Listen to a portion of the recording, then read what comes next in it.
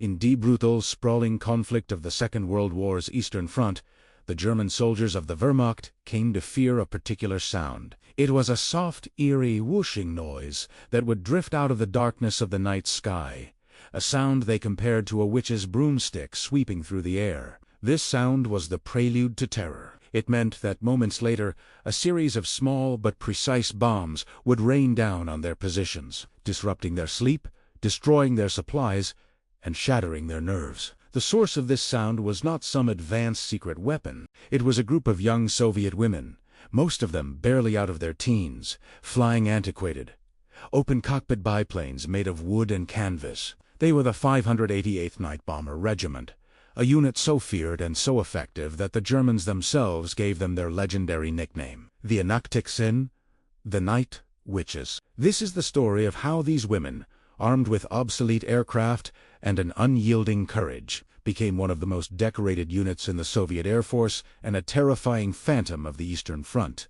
Our story begins in the summer of 1941, a time of national crisis for the Soviet Union. Hitler had launched Operation Barbarossa, a massive, surprise invasion that caught the Red Army completely off guard. The German war machine smashed its way deep into Soviet territory, destroying a huge portion of the Soviet Air Force on the ground in the first few days. The situation was desperate. In this moment of peril, a charismatic and fiercely determined woman named Marina Raskova saw an opportunity. Raskova was a national hero in the Soviet Union, a famous aviator often called the Soviet Amelia Earhart.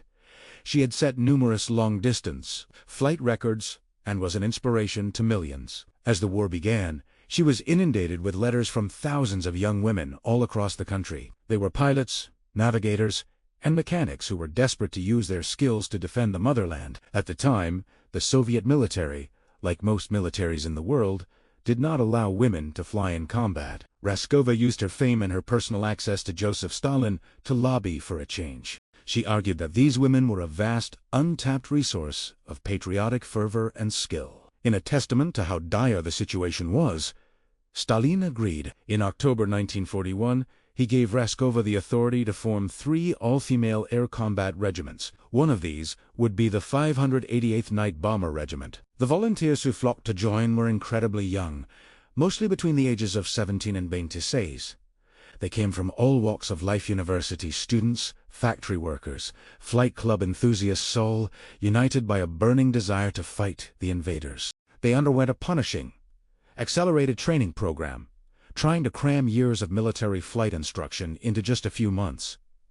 Everything in the regiment was done by women. They were the pilots, the navigators, the mechanics, the armorers. It was an extraordinary experiment in the middle of a brutal war. The tools they were given to fight this war were, by any measure, pathetic. They were assigned the Polikarpov Po-2, a 2-seater, open-cockpit biplane that had been designed in the 1920s as a crop duster and a training aircraft.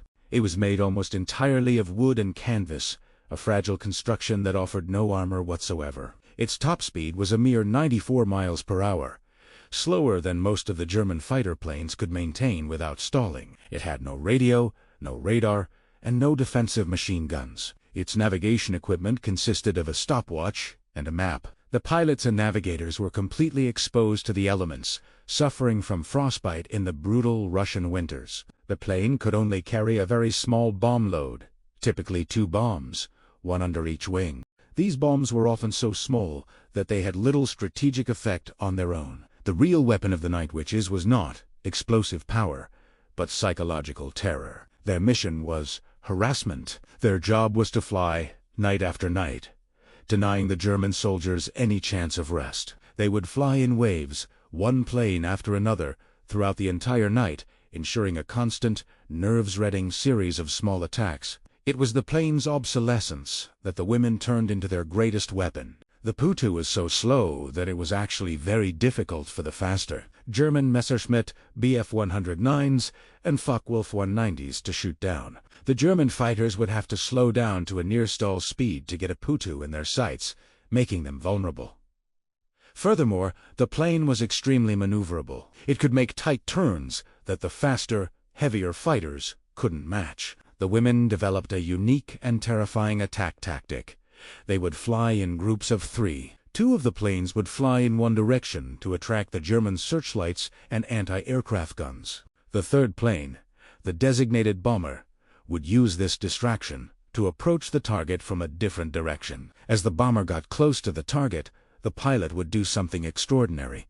She would idle her engine completely. This is what created the eerie whooshing sound that so terrified the Germans. The Potu, now essentially a glider, would sail silently through the darkness, its canvas wings making that distinctive broomstick sound. The German soldiers below would hear this ghostly noise, but with no engine sound to guide them, they wouldn't know where the plane was until it was directly overhead. The pilot would then manually release her two bombs, restart her engine, and disappear back into the night. Then, a few minutes later, another which would appear, and another, all night long. For the German soldiers on the ground, it was maddening. It meant no sleep, no rest, just the constant anticipation of the next silent, ghostly attack. Life for the women of the 588th was grueling and perilous.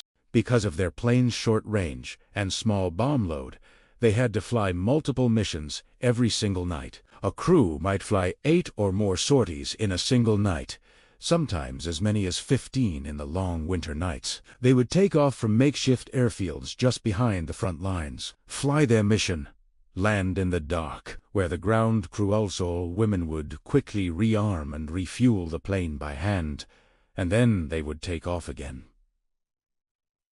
There was no time for rest. They lived on a diet of adrenaline and sheer determination. The two-woman crew in the open cockpit had to work in perfect harmony. The navigator, sitting in the front, was responsible for finding the target in the pitch-black darkness, using only her map, her compass, and her stopwatch. This was an incredibly difficult task, requiring immense skill and courage. The pilot, sitting behind her, was responsible for flying the plane, executing the silent glide attack, and evading the deadly searchlights and flak from the ground. Getting caught in a searchlight was often a death sentence.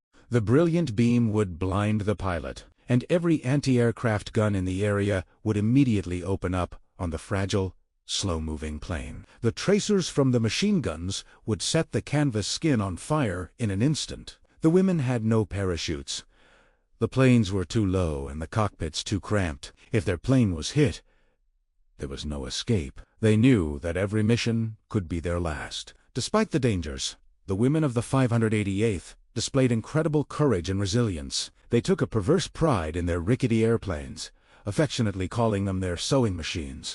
They decorated their planes with flowers and personalized the cockpits. They developed a deep, sisterly bond forged in the shared experience of nightly terror and triumph. They had to fight not only the Germans, but also the sexism within their own military. Many male pilots initially looked down on them, culling Team Skirt regiment and dismissing their crop duster planes. But their nightly effectiveness and their growing reputation among the terrified Germans quickly earned them the respect of their male counterparts. Their combat record was astonishing. Over the course of the war, the regiment flew more than 24,000 combat meet. They dropped an estimated 23,000 tons of bombs. They were so successful and so feared that the German High Command created a special award for any pilot who could shoot one down: the Iron Cross.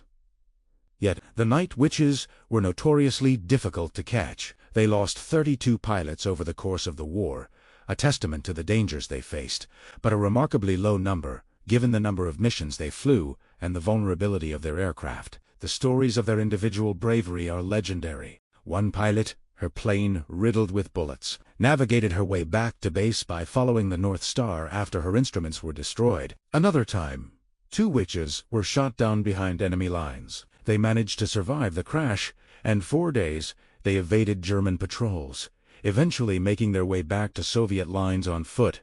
They were not just pilots, they were survivors. The most decorated of the Night Witches was a pilot named Nadezhda Popova. She flew an incredible 852 combat mission. She was shot down several times, but always managed to survive and return to the fight. On one mission, she returned to her airfield to find it empty. The Soviet army had retreated, and she was alone. She found another squadron and simply attached herself to it, continuing to fly. Her story was one of relentless, joyful defiance. Séance aside, when you looked out of the window, you saw a river of fire. The whole front line was burning. We were flying through a corridor of flak. It was beautiful. By the end of the war, the 588th Night Bomber Regiment had become the most highly decorated female unit in the Soviet Air Force. Dozens of its pilots were awarded the title of Hero of the Soviet Union, the nation's highest honor for bravery. They had started as an overlooked experiment, equipped with obsolete planes, and had become a legend. When the war ended, their regiment was disbanded. Their extraordinary contributions, like those of many women in the war, were quietly downplayed in the official, male-dominated histories of the conflict. The surviving women returned to civilian life, their incredible stories known only to themselves and the men they had terrorized. But they never forgot their bond, their sewing machines, or the nights they spent as witches, haunting the skies of the Eastern Front. The night witches are a powerful and inspiring ember from the Second World War.